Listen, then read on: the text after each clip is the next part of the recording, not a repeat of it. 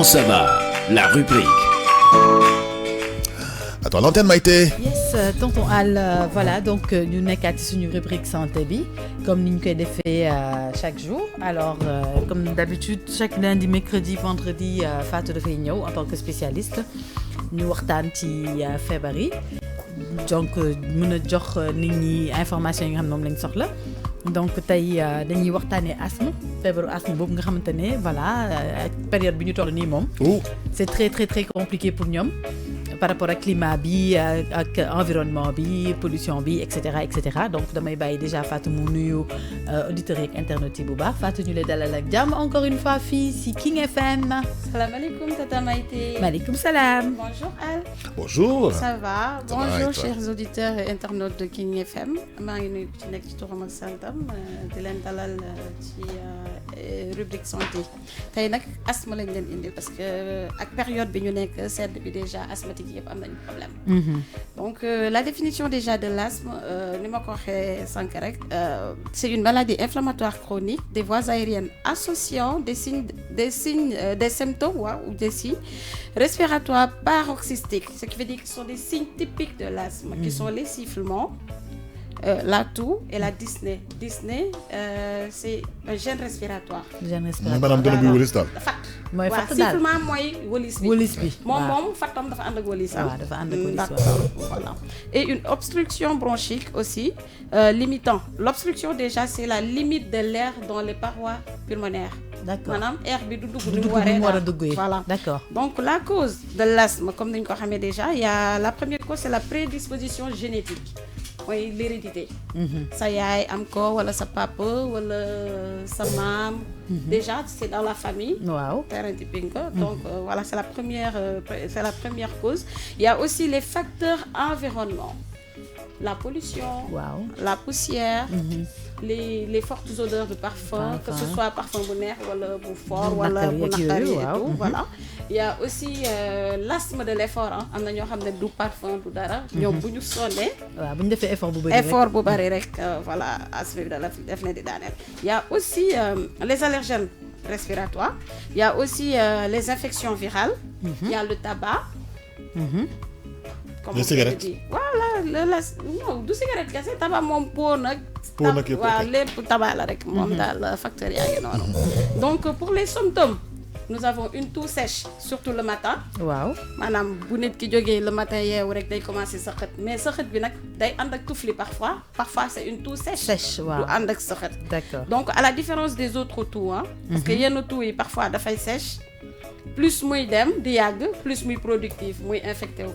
am na yenn toux yi nga xamante ne nag aussi day commencer rek mu gras.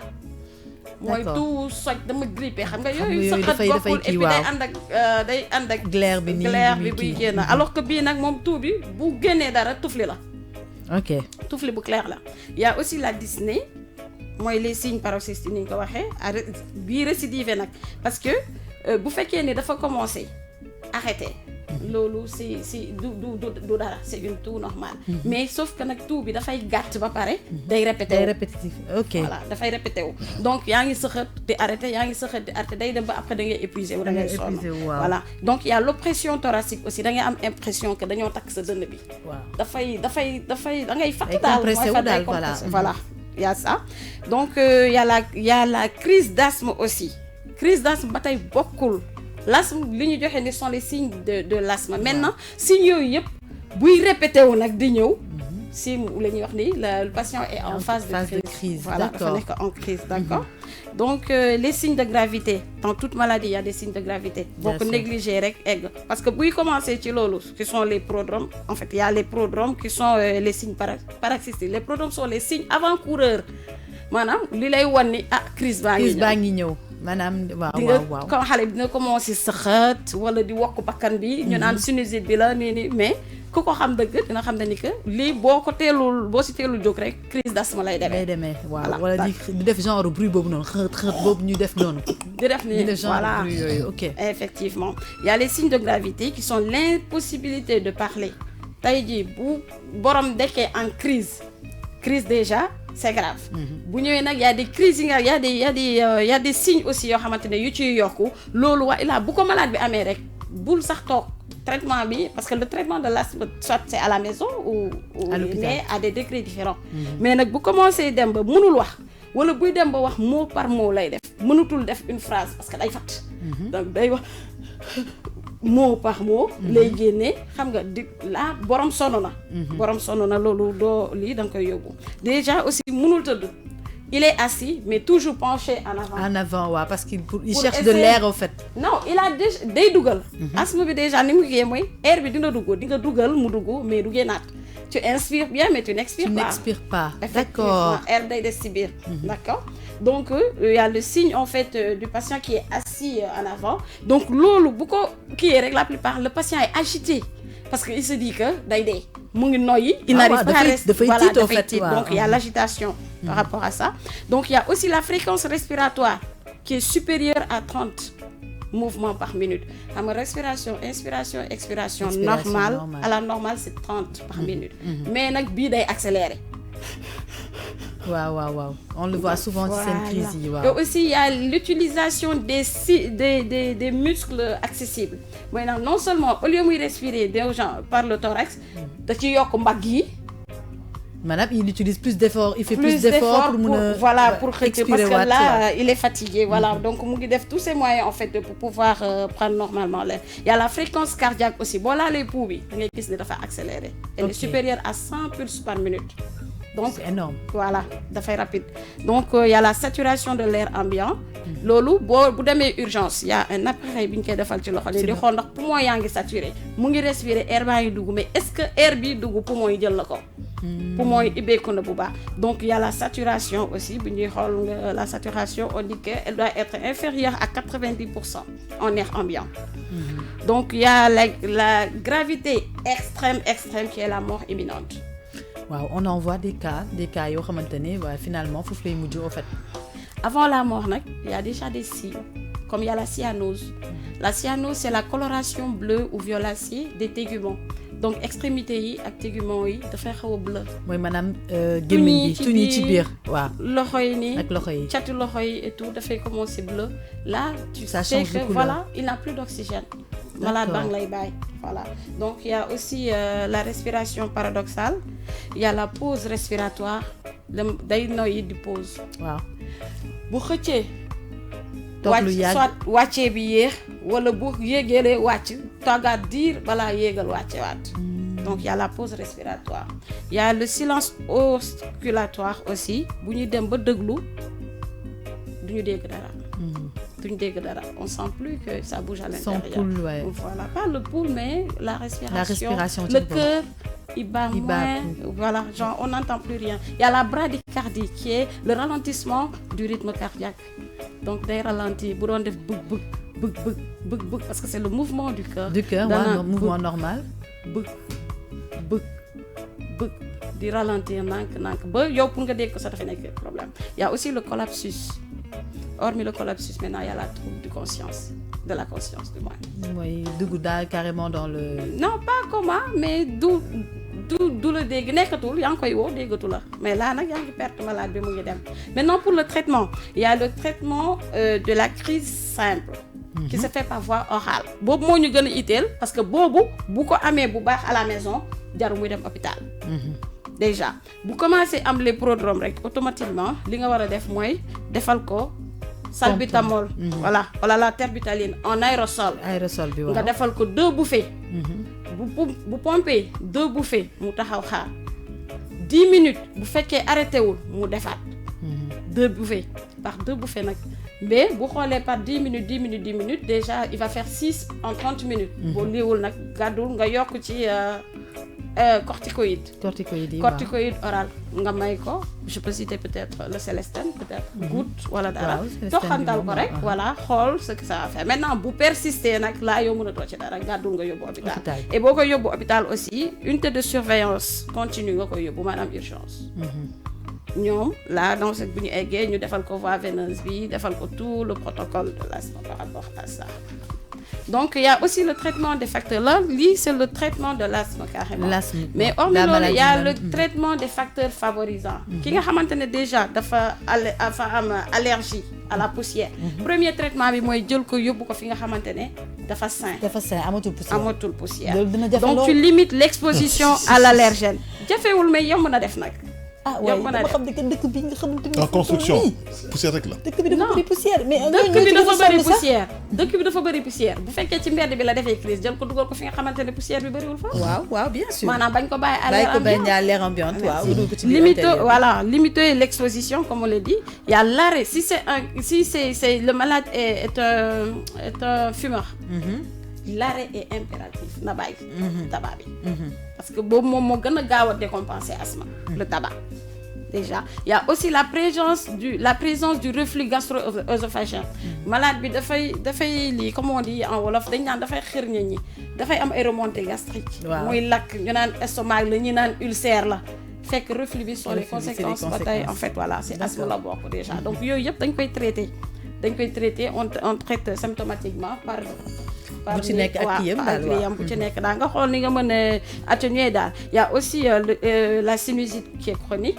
donc yow aussi dañuy essayer antihistaminique yi rek wàññi déjà voilà allergie stabiliser daal voilà systématique ok par rapport à la complication maintenant il y a l'insuffisance respiratoire aiguë. la IRA qui est la première complication de l'asthme. Hormis loolu, il y a le pneumothorax ou le pneumomédiastin.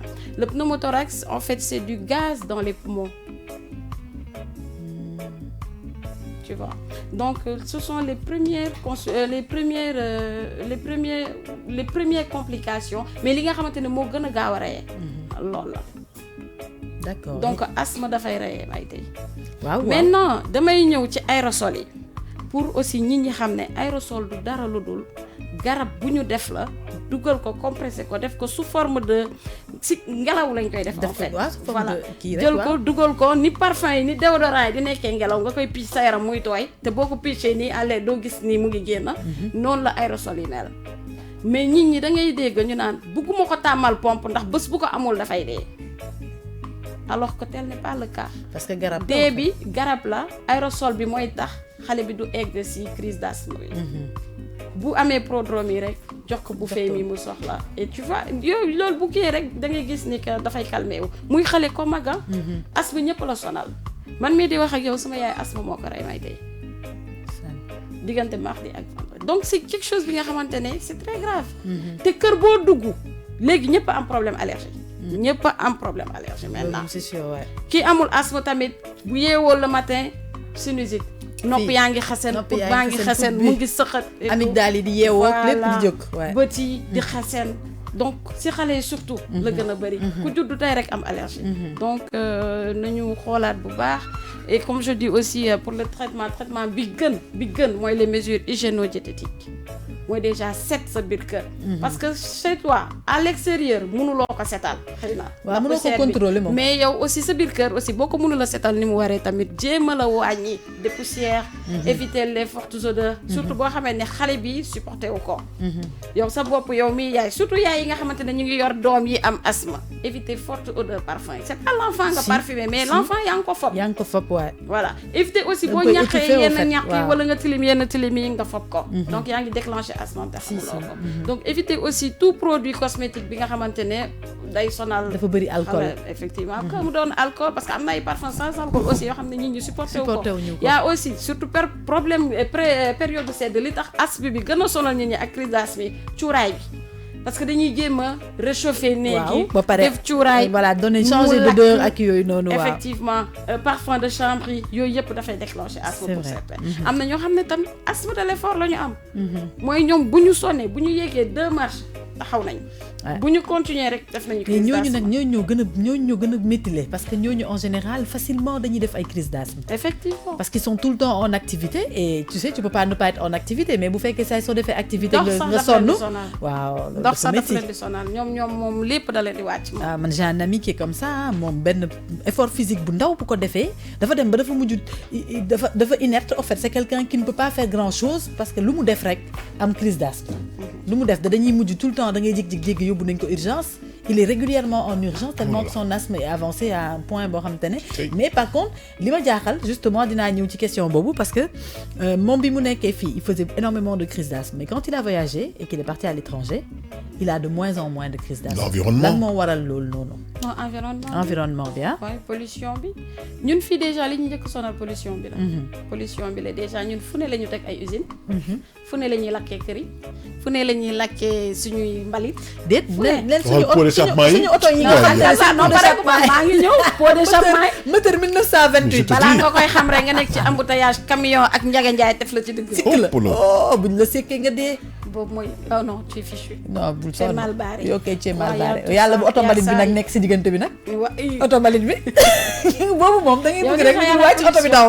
mais nag aussi loolu ça dépend parce que man j'ai des neveux yi nga xamante ni ñoom ñëpp presque seen kër dañoo asthme mais ñoom bu ñu ñëwee Sénégal duñu am benn problème duñu soj duñu am benn problème ñoom bu ñu delloo la ñuy am problème ndax humidité bi nekk foofu maanaam kon ça c'est loolu mooy wane ne asthmatique bu nekk ak typam waaw man mi di wax ak yow je suis asthmatique asthme de l'effort laa am man cuuraay sonaluma parfum sonaluma mais j'ai des crises quand même qui sont très très très très très liées sama dernière crise réanimation principale laa fa naan donc ku nekk ak ni mu lay def mën naa gis ki mu tëdd donc dina daaneel ñu bëri sama kanam man ça me fait rien fii parfum di sonal ñi sonal leen mais bu ma sonnee nag daf ma koy def bu ma doxee lu yàgg daf ma koy def asthme de l'effort laa am d'accord donc ku nekk ak lim lay lii d'accord après beneen question bi may mujj poser Fatou c'est par rapport ak non vas-y c'est par rapport ak aspect wu xam nga d'habitude dañuy naan asthmatique yi dañu am nu ñu war a comporter wee type de comportement boo xam ne dañu ko war a am comme par exemple ci seen port vestimentaire ils doivent s'habiller par exemple lourd wala éviter d'exposer certaines parties du corps est-ce que loolu c'est prouvé wala est-ce que loolu ça fait partie au fait de li nga xamante ne mooy prévention yi pour daw allergie la rek xam nga quand tu couvres ton corps il n'est pas exposé mais pas trop serré aussi parce que da ngay tànc yow déjà asthme da ngay am problème mu nooyi donc sol lu ample éviter aussi di dugg ci oto yi xat yi parce que ku ci nekk ak liy déclencher sa asthme d'accord ku ci nekk ak ni muy déclencher waaw parce que damay dégg dañ koy dégg en fait souvent ñu naan asthmatique warul bàyyi par exemple poram yi di nekk tout le temps à l'air xam nga li ci ëpp mooy li ñuy wax rek ni que feebaru dënn la donc boo solee ngàll mu ngelaw nga amee dënn da lay daaneel voilà donc c'est par rapport à ça mais aussi il faut toujours se couvrir kooku nekk asthmatique ak bañ a nekk asthmatique ci bokk yam parce que ñëpp am allergie voilà si tu te couvres pas mon cher di nga xam ne lépp dëgg la oui d'accord tonton Seydina mais seen naka rek pose question bi moom laa non man li ma question bi ma bëggoon poser rek c'est surtout par rapport ak ñi nga xam ne dañu am asthme de l'effort dama gis ay cas yoo xam ne par exemple dañuy ñëw man sama cabinet des gens ay góor ñu ne ma ñoom ils deviennent impuissants léegi dama bëggoon xam loolu est-ce que asthme bi de l'effort bi moom moo koy def parce que bu ñu defee effort bu ndaw rek seen sidit yi day bàyyi et oxygène dootul dugg ci seen waaw seen poumon yi donc bu air bi yóbbul deret bi ci seen awra bi dañuy këpp léegi loolu laa bëggoon laaj docteur ba xam ndax loolu non loolu c'est une très bonne question waaw dama ci am mais c'est logique aussi parce que effort physique moom boo koy def moom léppay ànd waaw moo tax léegi ndaw docteur bi moom xanaa dinañu ci wax dara docteur wuyu loolu waaw dinaa ko uyu kañ parce que toute question moom ñaan nañ yàlla lu fi waaye posé rek ñu war ko mën a tontu parce que ku ci posé dara c'est parce que dafa doon bébét ci yow donc par rapport ak loolu dama lay rejoindre parce que boo nee asthme de l'effort rek mooy nit ki mënta yëngu yenn yëngu yi donc déjà certes sur le plan sexuel dafay jouer lu bari feebar boo gis nag à long terme dafay toucher sexualité surtout ci góor donc maintenant par rapport aux efforts bu fekkee ni moom warul def effort wala mënul def effort bon ci biir néeg bi y a d'autres positions foog naa yi nga xamante ne war na ko mën a noppal en fait je dis moom fi mu war a def effort parce que quand même la relation sexuelle c'est à deux c'est entre la femme et l'homme et non seulement l'homme donc l'effort doit être partagé te foofu dina am satisfaction j'espère que li ma wax xam na leer jigéen ñi li nga wax leerul nànk kese dafa leer nañ non leerul sama maanaam déedéet li mu wax leer na leerul sama bopp bu fekkee ne yow ko góor ki tu as du mal par exemple à être dessus parce que le problème c'est être dessus quand tu es dessus tu as une position boo xam te ne boo ko nekkee effectivement da ngay compresser sa dënn donc tu arrives pas à respirer normalement ça c'est normal donc imagine toi koo xamante ne nag déjà wéruloo donc forcément tu fais plus d'efforts pour ça. Effectivement. Donc tu es obligé nga nekk ci beneen sens bi léegi nag bu fekkee ne mënoo noyyi da ngay dem beneen sens bi bàyyi keneen ki moom mu def rôle bi. maanaam ndaw si yéeg daal. waaw l'essentiel daal mooy na ngeen trouver compromis daal ba ku nekk mën ci gis boppam. Effectivement, c'est à deux. ku nekk mën ci foog naa li ma wax nii leer na sentir tonton boppam. Talla même leer na nañ may de li mu wax xaw naa leer. waaw man li ma la wax kay leer non na li nañ mu wax leer na nañ te li ma wax la moom li mu wax laa répété. waaw leer na nañ dama ko gën a leeral rek xam naa Fatou da doon xaw a kii nii ci non waxin kii bi. wu ma de dama doon xool rek nu mu gën a Voilà. teggine rek wax Léegi ko nag rek waa mais kay. tamit mën nga wax ci sexualité te du ñàkk teggine quoi du vulgaire donc jéem a expliquer rek nu mu claire ñu ñi ciy bàyyi xel bu baax nit ñi di ko déglu mën cee jëriñu waaw mu gën a naay c'est daal waaw mais tonton loolu lañ leen indiloon tey ci asthme maa ngi remercier aussi képp ku ko déglu te di leen wax ne fagaru moo gën faju Absolument. par rapport aux mesures d'hygiène diète jéem leen fagaru ci kër gi dépoussiérer wàññi cuuraay bi bu dee sa doom dafa am problème asthme bul xool bul topp sa bëgg-bëgg yow ko jigéen gi di jaay joge di cuuraay ba rey lor say njaboot voilà xool ci njaboot gi xool ci monsieur parce que góor ñi tam ñu bëri supporté wu ñu cuuraay xam naa ne dañ koy bañ a wax ñu rey leen mais ñu bëri supporté wu ñu ko mais donc foofu la traitement bi njëkkee daal avant dem hôpital donc maa ngi leen di jox dig daje vendredi inchallah on va parler des hernies ndax mu ngi lëmbee dëkk bi aussi. waaw. hernie discale. lépp. hernie y a tout. Il y a discale, il y a hiatale, il y a inguinale, il y a ombilical. Il y en Donc a on va beaucoup, parler hein? de tout ça, oui. Ok, d'accord. On va parler de tout ça. En tout cas merci beaucoup encore une fois Fatou donc ci sa apport bu am importance bi nga xamante ne am nga ko fii ci rubrique santé bi di fàttali ni que voilà à chaque fois li mu ngi jéem di def lu mu mën pour mun gën a expliquer yenn feebar yi def ci détails yi dégg ngeen asthme bi pour ñi nga xam te dañu am ay cas d'asthmatique donc vraiment bàyyi leen xel bu baax ci li Fatou wax par rapport ak environnement bi set bi muy wax fexe di dépoussiérer kër yi bu baax parce que temps yi moom ku ci dépoussiérer wul ku ne moom dana leer ne waxuma la asthme rek waaye soj geek la ca des du la jóg. Il faut le faire 2 ou 3 fois au moins dans la journée. Il faut vraiment tous les jours sax si tu peux dépoussiérer tu dépoussières tous les jours parce qu'il y a énormément de poussière il y a beaucoup de construction à Dakar. construction yi rek ak chantier yi ba pare nit ñi li ma gën a métti mooy dañuy jël seeni ciment ak seeni suuf ak seeni béton.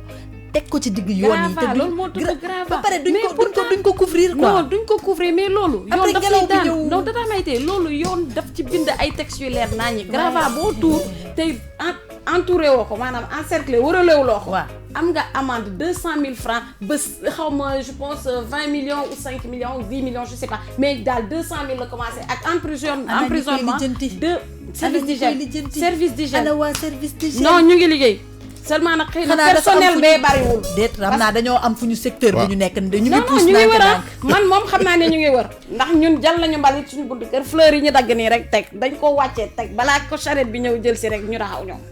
man de leen de leer na ma man fi ma dëkk de moom bu fekkee ne service d'hygiène moo koy lijjanti xam naa xamaguñu adresse bi xamaguñu secteur boobu. jox leen ko ndax foofoo ngi toj waaw.